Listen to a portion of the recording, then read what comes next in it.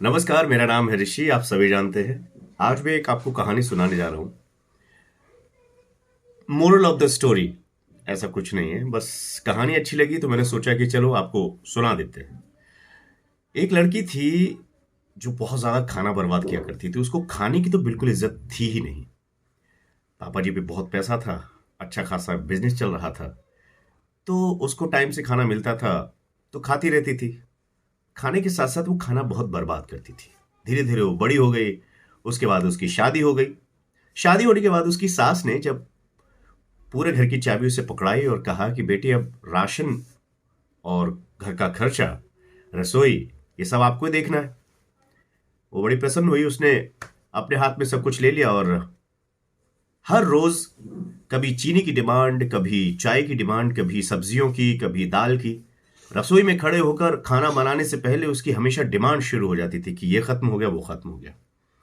तो उनकी सास ने बोला कि बहू, जब ये खत्म हो जाती है चीजें तो आप एक महीने में एक साथ सारा क्यों नहीं मंगा लेती हैं, ताकि हम चार जने हैं, आराम से खाएंगे, एक महीने बाद फिर से राशन आ जाएगा।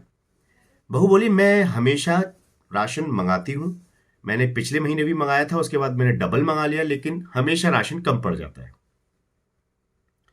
एक दिन उसने सास ने देखा कि आखिर ऐसा हो क्यों रहा है, तो उसने देखा कि वो रसोई में जब खाना बना रही थी तो बहुत सारी ऐसी चीजें थी जो वो वेस्ट कर रही थी।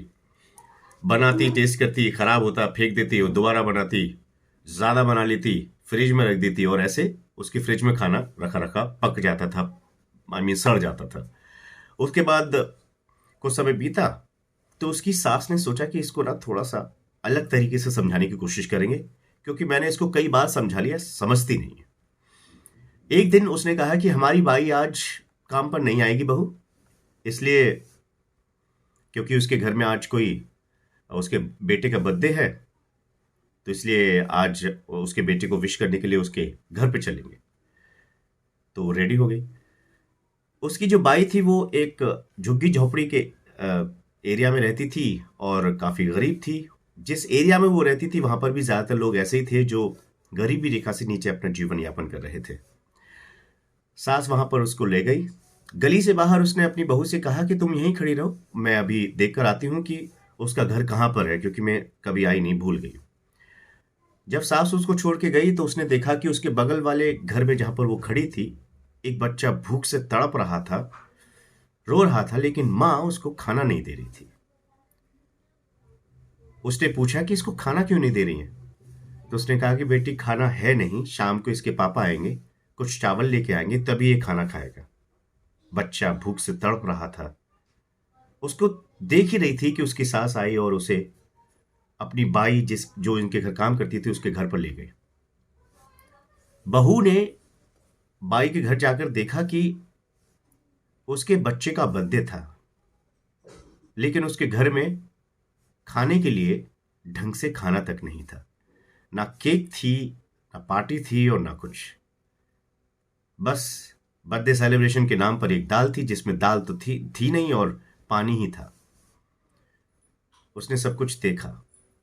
ये देखते देखते उसकी आंखें खुल गई और उसने देखा कि मैं रोज बिना मतलब इतना खाना बर्बाद करती हूँ।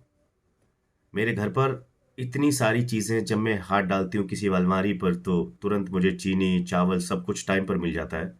और यहाँ पर बर्थडे होने के बावजूद, उसका बच्चा रो रहा था, उसके बावजूद उसके उनके पास खाना नहीं है। तो उसकी आंखें खुल गई। सास और बहू घर वापस आए। जैसे ही दरवाजे में घुसे तो बहू ने अपनी सास को गले लगाकर अपने दिल के सारे अरमान निकाल दिए और वो रोती रही। उसने कहा कि वो आज के बाद कभी भी खाना बर्बाद नहीं होगा, करने देगी, और वो हमेशा खाने की इज्जत करेगी। दोस्तों, आजकल आपने देखा होगा कि शादियों में एक बाप अपनी पूरी जिंदगी की कमाई को कमाकर अपनी बेटी की शादी में आपको खाना खिलाने के लिए इंतजामात करता है। जब आप शादी में जाते हैं, आप नहीं, बहुत सारे ऐसे लोग हैं जो शादी में जाते हैं और प्लेट में बहुत सारा खाना रखने के बाद जब खाया नहीं जाता तो उसे डस्टबिन में फेंक देते हैं। दोस्तों, उस प्लेट में खाना रखने के लिए बाप ने अपनी पूरी जिंदगी की कमाई लगाई है। अगर आप बाप की इज्जत नहीं करते हैं तो कम से कम खाने की तो इज्जत करें।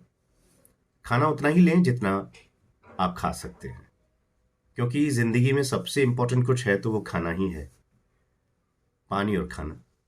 उसे ही हम बर्बाद करेंगे तो आपकी नमाज, आपकी पूजा और आपके ये जो तीर्थ स्थलों पर जाने के जो आपके ढकोसले हैं वो उसका कोई फायदा नहीं है। आपको ये कहानी कैसी लगी जरूर बताएं, कमेंट सेक्शन में बताएं कि क्या आपकी निगाह में कुछ हैं ऐसे लोग जो ऐसा करते हैं, जो खाना बहुत वेस्ट करते हैं, और अगर हैं तो उनकी कहानी आप हमें शेयर कर सकते हैं। आप चाहें तो नाम छुपा सकते हैं कमेंट सेक्शन में। नमस्कार।